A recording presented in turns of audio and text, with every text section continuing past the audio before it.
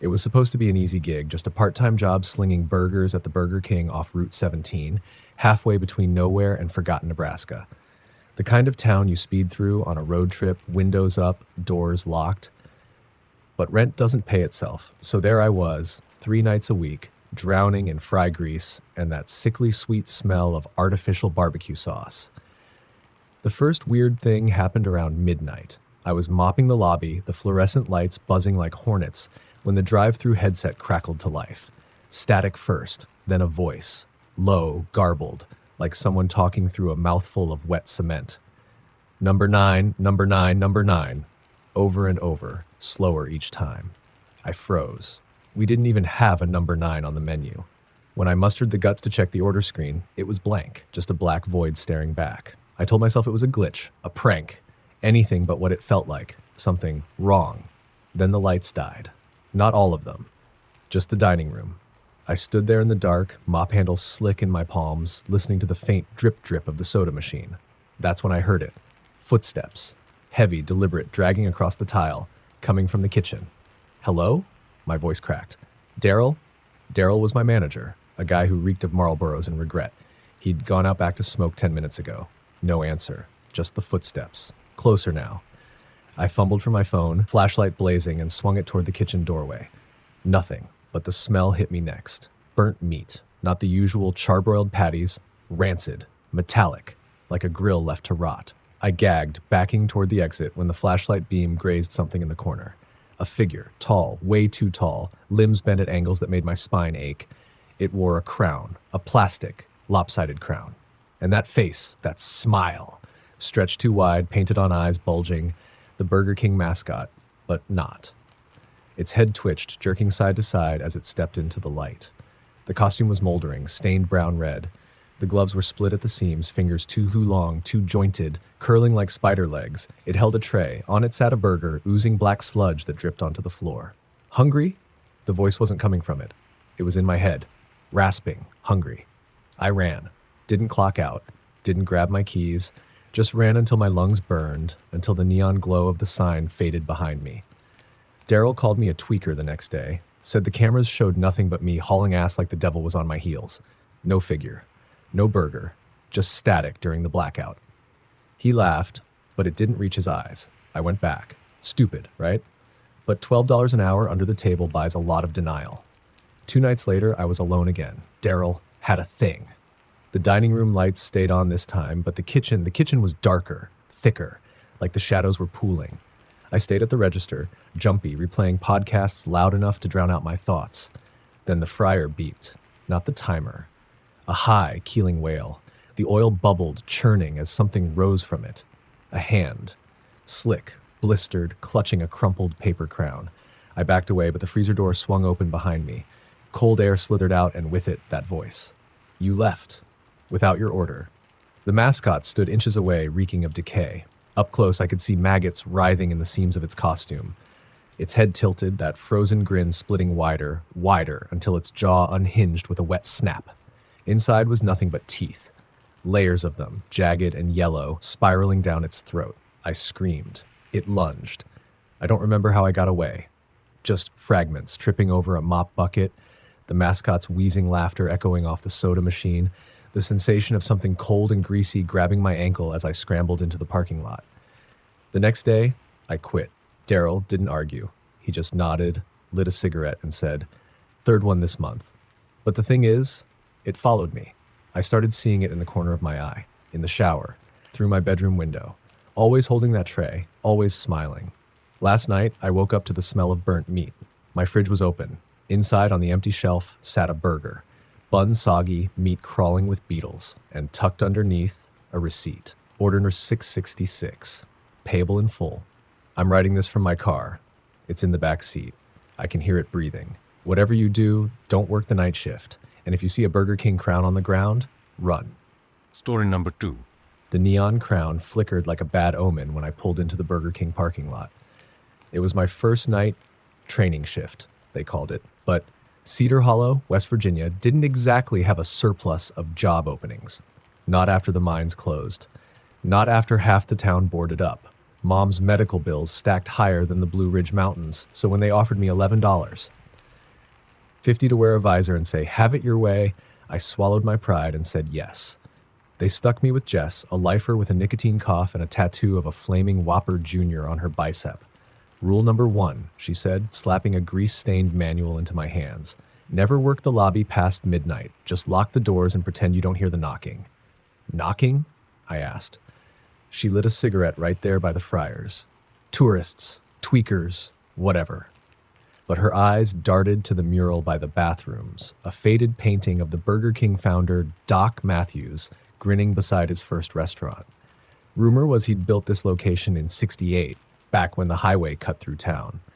Rumor also was he'd vanished a year later along with 6 customers. The place got a fresh coat of paint and a new owner, and the town agreed to never speak of it. Jess left at 11. "Don't touch the radio," she warned. "And if the ice machine acts up, just let it scream." Midnight hit. The dining room lights dimmed on their own, plunging the lobby into a sickly orange haze. I locked the doors like she said, but 5 minutes later, the knocking started. 3 slow raps right on the glass. I peeked through the drive-through monitor. A security feed showed the entrance. No one there. Then the radio crackled to life. Not the store's system. The old AM radio in the back office, the one crusted with decades of fry dust. It tuned itself, screeching through frequencies until it landed on a voice. A child's voice, singing, "Doc's in the kitchen. He's grilling bones tonight." I should have left. But Mom's face flashed in my head. Her oxygen tank, the way she'd hugged me when I got the job. So I grabbed a fire extinguisher and marched to the office. The radio died as I entered. On the desk sat a Polaroid I hadn't noticed before. A group photo, sepia-toned, Doc Matthews front and center in his stupid paper crown. Behind him, 6 blurry figures sat at a booth, their faces smudged out. Scrawled on the bottom, "The First Feast." Something clanged in the kitchen. I told myself it was the fridge defrosting. Then I heard the sizzle, not the grill. Something wetter, dripping. I crept to the kitchen door, fire extinguisher raised, and froze. The mascot stood at the fryer. Not the plastic-headed guy from the commercials. This one was flesh. Rotting flesh. Its crown was tarnished gold, fused to a scalp mottled with burns. It held a basket of things, shriveled and twitching, lowering them into the oil. The voice that came out of it was a wet gurgle like a clogged drain. "Hunger is the truest devotion." I ran for the exit, but the doors wouldn't budge. The drive-through intercom blared, that child's voice again, giggling, as the mascot lurched into the dining room. Up close, I could see its skin was patched with fast food wrappers, sutured by fry baskets. Its jaw unhinged, revealing a blackened tongue lined with burger wrappers. Join the feast. I smashed a chair through the window and crawled out, glass shredding my palms. The thing didn't follow. It just waved, its other hand clutching the Polaroid. The blurry figures in the booth were clearer now. They wore crowns. I drove straight to Jess's trailer. She answered with a shotgun. "You saw him," she said, not a question. "What the hell is that?" She spat into the dirt. "Doc, he's why this place stays open. Corporate sends night workers. They quit or disappear. But locals, we know better. We feed him." "Feed him what?" Her silence was answer enough. "I quit. Of course I quit. But Cedar Hollow's only got one Burger King. Last week, Mom's oxygen tank ran out. The new one costs $200. Tonight, I'm putting on the visor. Jess was gone when I got here. The radio's already whispering. The Polaroid's back on the desk.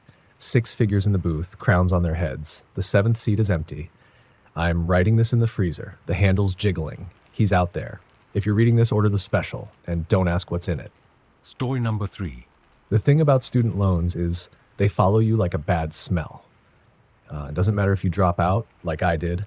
Doesn't matter if you're living out of your '98 Corolla in the parking lot of a Burger King outside Barstow, California. The emails still come. The voicemails still...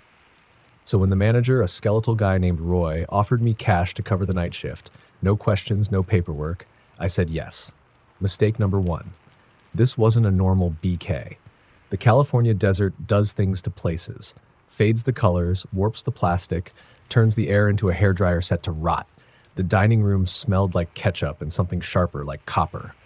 Roy handed me a grease-crusted uniform and a flashlight. "Power cuts out sometimes," he said. "Don't go into the freezer unless you hear the bell."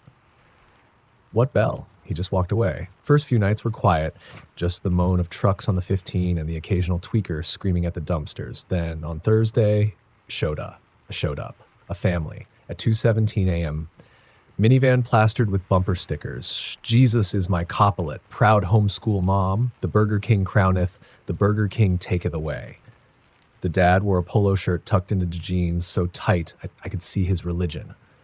The mom's smile didn't touch her eyes. 3 kids in the back, all staring at me through the drive-through window. No blinking. We'll take the King's Feast, the dad said. We don't have that? Want a Whopper meal? The van went silent. The mom leaned over, her neck cracking like dry twigs. Check. The secret menu. I scrolled the POS. Nothing. But then the screen glitched, pixels rearranging into a single item. The Feast. $6.66. The dad shoved a crumpled bill through the window, a $3 note. Lincoln's face warped into a leering king, crown dripping ink. The printer spat out an order slip. Cook it yourself. That's when the power died. Flashlight on. Sweat pooling under my visor. I stumbled to the kitchen, where the grill was already lit, a sickly green flame. The fridge hung open, and there, on the center rack, was a patty. Raw. Veined. Pulsing. Something grabbed my wrist. The oldest kid stood beside me, pale as freezer burn. You have to press it, he whispered. His fingers left frost on my skin. I threw the meat on the grill. It screamed. A high, human sound. The patty squirmed, sprouting tendrils that gripped the spatula. The kid laughed. The family chanted in Latin, or maybe Enochian. The mom's eyes rolled back, her jaw unhinging to belt out a hymn. From flesh to flame, from ash to feast, the king shall rise to claim his priest. The patty melted. Not into grease, into liquid gold, pooling into the shape of a crown. The dad reached through the window, snatched it, and placed it on his head. His skin bubbled, his teeth sharpened. The kids clapped. They drove off. I quit. Roy just shrugged. They come every month. Gotta feed the king. But here's where it gets worse. I woke up last night to the smell of charred meat. My Corolla's trunk was open. Inside, on a paper tray, sat a burger. The bun was folded into a tiny crown. The meat still moving. And the receipt, thanks for your service. Your shift starts soon. I tried to burn it. Doesn't work. Tried to bury it. Dug itself up. Now it's in my glove box, and I can't stop hearing it. A whisper under the engine's growl. Hungry? I'm driving east now. If you find this note taped to a gas station bathroom mirror, do me a favor. Next time you're at Burger King, check your receipt. And if it says Employee of the Month, start running.